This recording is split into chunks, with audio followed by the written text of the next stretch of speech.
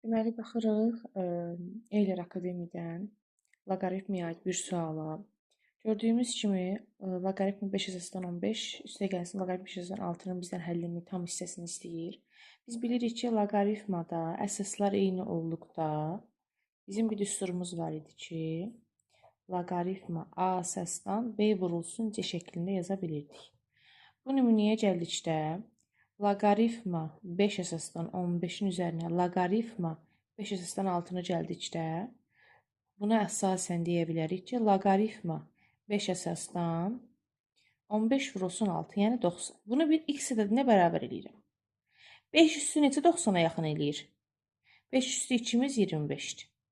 5 üstü 3-ümüz 125-dir. Deməli, bu x ədədi 5 üstü 2-miz 90-dırsa, bu x ədədi 25 və 125 arasında bir ədəddən ibarətdirsə, deməli, bu 2